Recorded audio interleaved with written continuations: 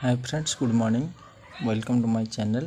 आपण मैंने जानते जे आमर ओसेफा बा जो गवर्नमेंट स्टेट ऑफ ओडिशा जो से कौन कर 20K फिलअप हाईकोर्ट रे डबल डिवीजन बेंच को जाइछंती। से 20K फिलअप एगेंस्ट रे ना 20K फिलअप फॉर रे अच्छी से विषय आज जानवे आपण ता सहित आमर मे 22 भितर भर्डिक्ट आसीबो ना आउ लेट हबो जो जेटीएस केस को लेकिन जो शुणाणी अच्छी से विषय मध्य आज डिस्कस करवा। तेणु भिडटी लास्ट पर देखु, स्किप न करी बहुत भल जापर। चलतु डेरी नक आज भिड आम स्टार्ट करवा। देखु फ्रेंड्स, ओसेपा डिवीजन बेंच को जो केसटा जाइए 20K फिलअप ऑलरेडी सेटा आगुरी होता मेन केस होता जोटा स्टेट मेरिट आउ डिस्ट्रिक्ट सिलेक्शन जोटा अच्छी आमर से रिलेटेड थिला जोरा रिजोल्यूशन को लेकिरी से केस होता। ता सहित अनेक गुड़े केस मर्ज होता जोटा कि आमर ये जो 20K फिलअप थिला सेटा शुणाणी हो नाला, माने सेटा रही जाइथिला। सेटा आगु को जोटा कि शुणाणी हबो आपण माने जानिछंती। एटा बोधे आमर ये जो शुणाणीटा आसीबो जा डिस्ट्रिक्ट वर्सेस स्टेट जोटा रिजर्वेशन को लेकर केस होता ता परे परे आसीबो कि ता सहित आसीबो सेटा जानिबा। प्रथम आम जानिबा जे आमर भर्डिक्ट केबे कोन आसुची।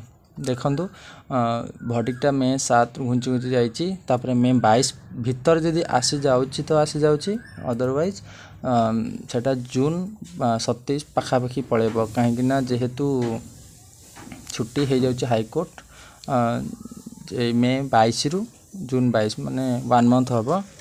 तेणु जदि राय आसवा कथा ताहले 22 भितर आसीबो, नहले आमर जून 22 पर को पड़ेब। माने जून 27 तारिख रे अच्छी जो आमर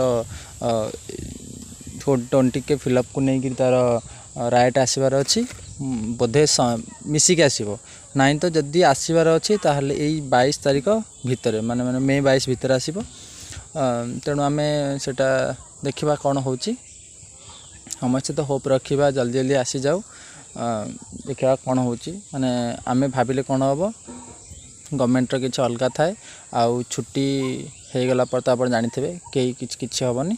तेणु देखा जाऊ कौन हो केस होता आपण मैंने देखिपे ए केस करते पिला माने जे 20K फिलअप हो से पिला माने केस करते जोटा कि बहुत पूर्वर होता माने जमती आम शुणाणी हवा पूर्वर माने जेबे जनवरी फेब्रुआरी मास फास्ट जो आम केस सब होता।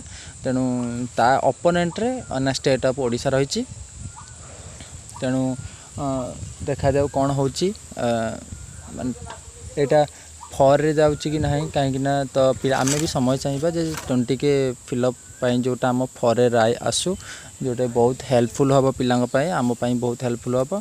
किंतु देखा जाव कौन शुणाणीटा केबे आसीबो। आम समस्त जानिचे निहाती गोटे शुणाणीटा आसवाई टाइम लगे। जमती पूर्व शुणाणी आसला फास्ट 15 डेज फास्ट शुणाणी तापरे 15 ରୁ 20 डेज टाइम नब। तेणु जदि आपण मैंने देखु जदि एबे न आसला शुणाणी ताहले सेटा मर्ज होइके आसीबो जून 27।